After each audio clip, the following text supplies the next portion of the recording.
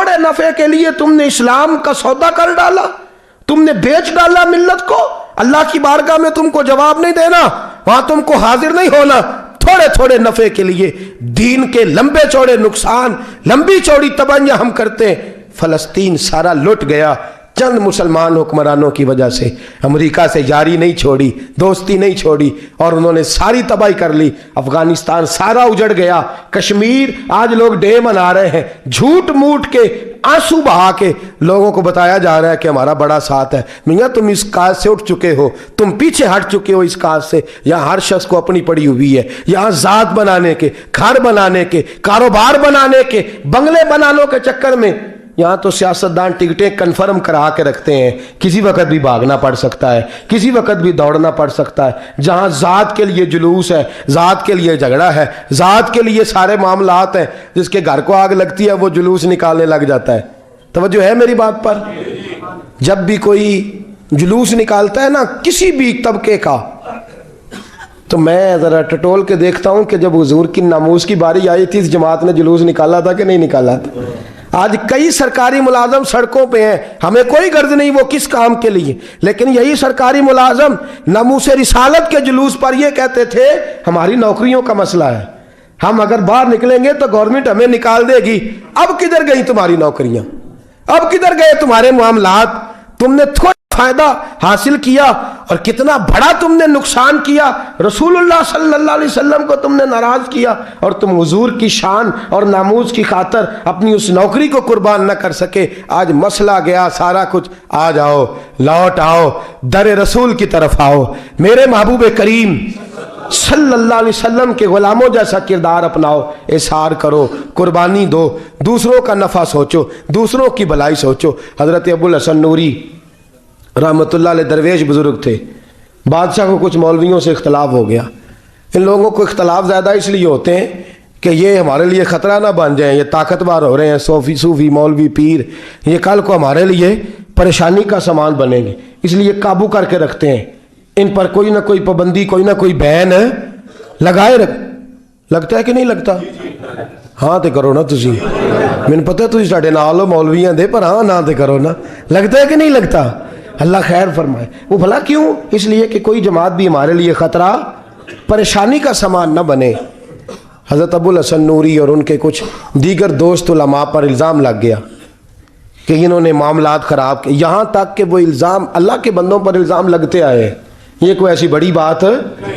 ये तो खूबसूरत बात है। अगर कोई किसी अल्लाह वाले पर इल्ज़ाम लगाता है तो इसका माना ये है कि वो बंदा सही काम कर रहा है, वो सही। आला हज़रत फाज़िल बरेलवी से एक शख्स ने आके कहा, हुजूर मैं दीन का काम करता, लोग मुझे बुरा कहते हैं। तो फरमाने लगे इसका मतलब है तूने सही सही काम शुरू कर दिया है, इसका मतलब है काम तूने अब सही हो गया, अब तू अब पटरी पे चढ़ गया, लोग मुखालफत करने लगे, इसका मतलब है तू पटरी पे, अब मामला तेरा सही हो गया, ठीक हो गया। ठीक बात कर रहा हूँ जी? अल्लाह अकबर। हज़रत अबुल हसन नूरी रहमतुल्लाह अलैह दोस्तों पर इल्ज़ाम लग गया। बादशाह ने वो इल्ज़ाम इतना पक्का हुआ कि कहा फांसी देनी है, फांसी देनी। कहा ठीक है दे दो फांसी। जिस दिन फांसी लगनी थी ना, बादशाह खुद गया। बादशाह कहता है मेरी ख्वाहिश थी कि नूरी, हज़रत अबुल हसन नूरी रहमतुल्लाह अलैह बच जाए, लेकिन जब फांसी घाट के तरफ ले जाया गया ना, तो तख्ता दार पे सबसे पहले हज़रत अबुल हसन नूरी खड़े हो गए। कहते मैंने कहा ये जगह सही नहीं, दूसरे फांसी घाट पे आओ। कहते दूसरे फांसी घाट पे लेके गए तो वहाँ भी सबसे पहले हज़रत अबुल हसन नूरी खड़े हो गए। कहते नहीं ये भी सही नहीं, क्योंकि उसका ख्याल था ये बच जाए, कुछ अकीदत थी। कहते तीसरी जगह लेके गए तो फिर आगे खड़े हो गए। तो बादशाह कहने लगा आपको बड़ा शौक है आगे खड़े होने का, माजरा क्या है? तो आप फरमाने लगे मुझे इन उलमा से प्यार बड़ा है, आलिम की ज़िंदगी कौम के लिए नफ़ा बख्श होती है।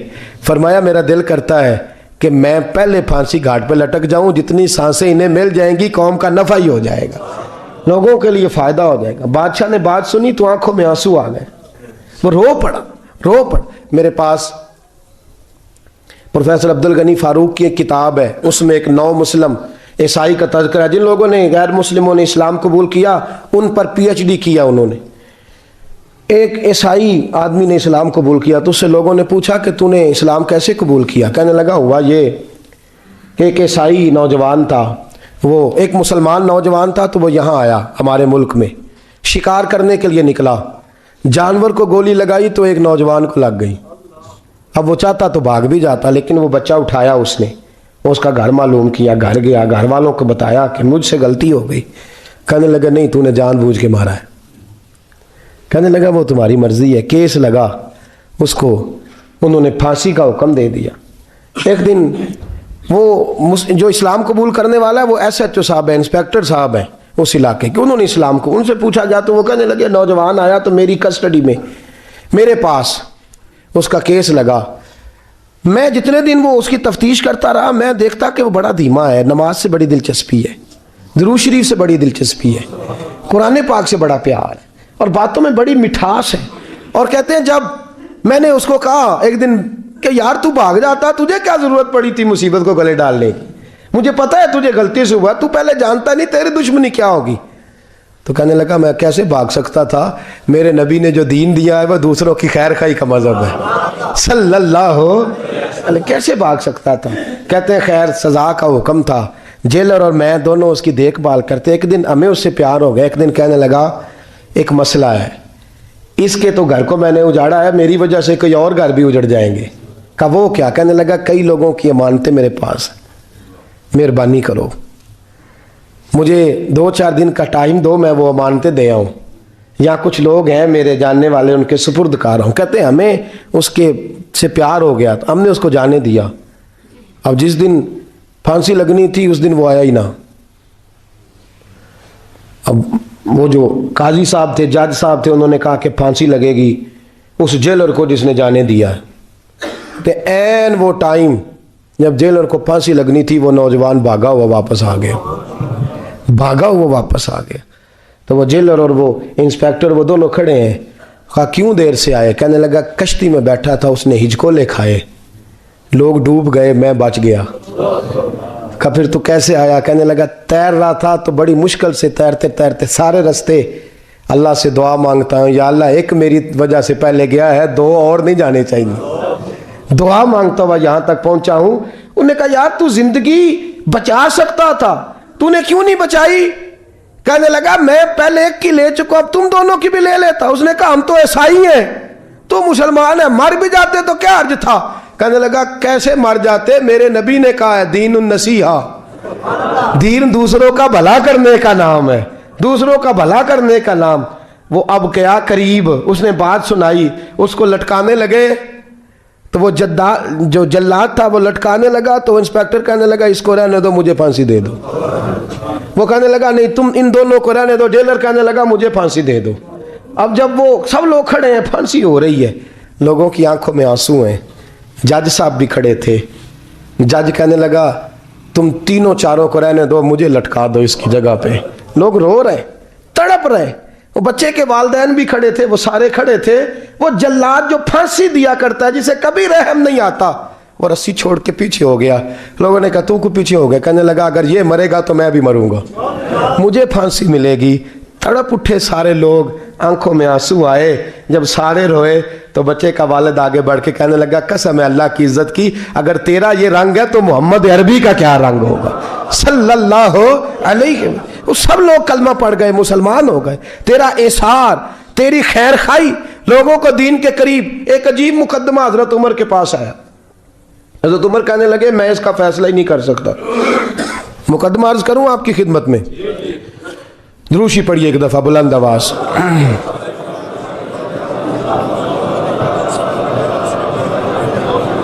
हजरत उमर फारूक रदी अल्लाह ताला अन्हु का जमाना है तो केस आया। एक शख्स ने 4 एकड़ जमीन बेची, दूसरे ने खरीदी। जिसने बेची वो किसान नहीं था, कोई और काम करता था। उसने कहा मेरे पास फारग है, मैं तो काश्तकारी नहीं करता, तो एक किसान ने खरीद ली। तवज्जो है मेरी बात पर? वो किसान हल चला रहा था, पहले दिन हल चलाया तो उस खेत के अंदर से खजाना निकल आया। खेत से खजाना किसका है ये जी? भाई जी दी सड़क लंघ जाए ना, वो आंदा हुण मैं देनी नहीं, तुसी बयाना वापस लवो। अब तो सड़क गुजर गई है, मुझे तो पता ही अब चला है कि यहाँ हाउसिंग सोसाइटी आने वाली, मैं तो नहीं देता ही, रख ले आप। क्या निकल आया? हीरे जवाहरात चांदी लाल निकल आए। अब उठा के ना वो शख्स निकला है, वो रख लेता, संभाल लेता, क्या जरूरत थी? वैसे भी लोग तो पैसे बताते ही नहीं कितने। उठा के ना वो खजाना तो जिसने बेचे थे उसके घर चला गया, कहने लगा मैंने ज़मीन खरीदी थी, खजाना नहीं खरीदा था, तेरा है, तू ले ले, तेरा है, रख ले। वो भी सहाबी रसूल है।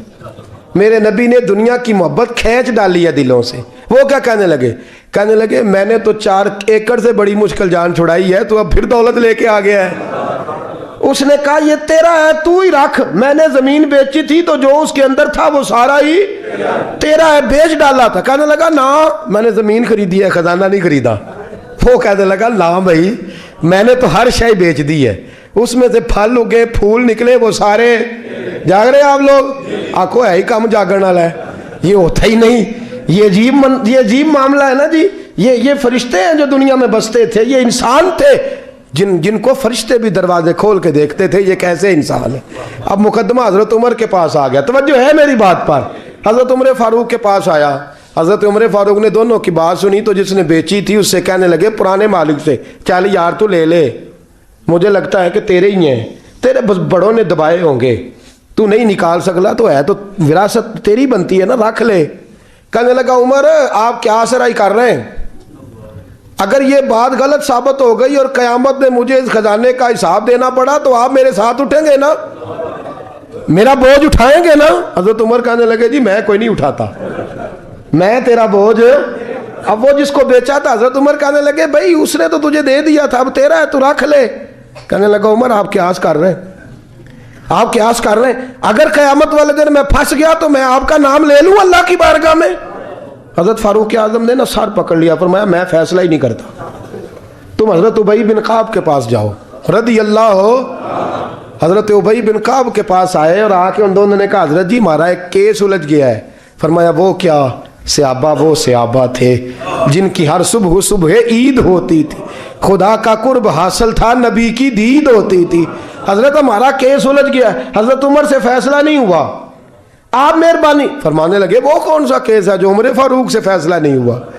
वो कौन सा केस है? कि हजरत जी ये मामला है, तवज्जो है मेरी बात पर, ये वाला मामला है कि इसने बेची है जगह, मैंने खरीदी है, अब खजाना निकल आया, मैं कहता हूं तेरा है, ये कहता है नहीं तेरा, मेरा मेरी नहीं जी। ये कौन सा दौर है? बोले ना वो कौन सा दौर था? खैरुन नास मन यनफउन नास, लोगों में बेहतर वो जो लोगों के लिए नफा बख्श। ये कहता है खजाना तेरा है, मैं कहता हूं नहीं, तो कौन सा दौर हो गया? तेरा तेरी का। हजरत सैयदना अबू उबई बिन काब रदी अल्लाह ताला अन्हु ने सर झुका लिया, कहने लगे मैं फैसला क्या करूं, मैं बहुत बड़ा काजी हूं पर यहां मैं भी उलझ गया हूं, अब फैसला सुनो। खूबसूरत फैसला। हजरत उबई बिन काब उससे पूछते हैं बेचने वाले से तेरे बच्चे कितने? कहने लगा जवान बेटा है।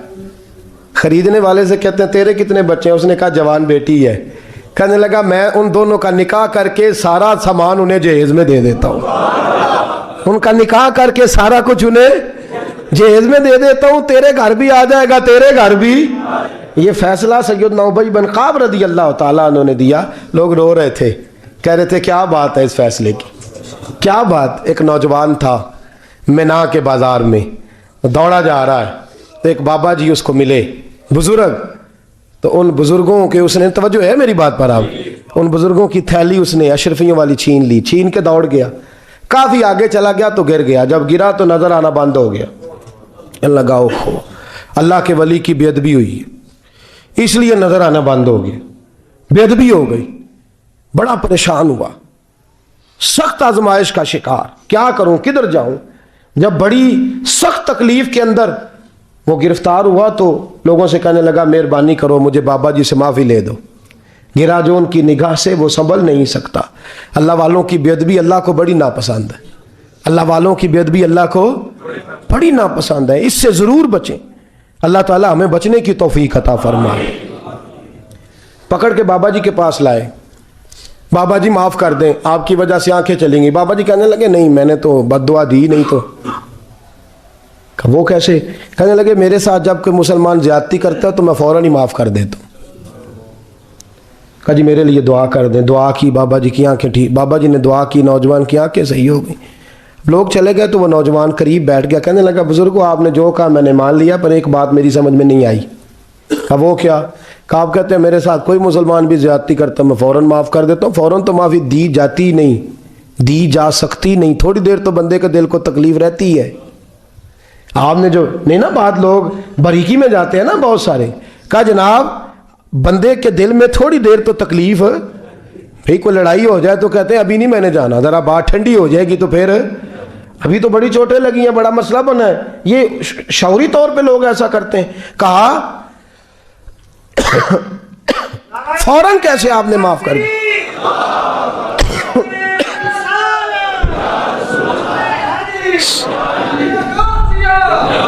का फौरन कैसे माफ कर दिया? तो बाबा जी कहने लगे मुझे अपने नबी से प्यार ही बड़ा है सल्लल्लाहु अलैहि, हम इश्क के बंदे हैं, क्यों बात बढ़ाई है, मोहब्बत बड़ी है रसूल रहमत से। पर मैं क्या बात है?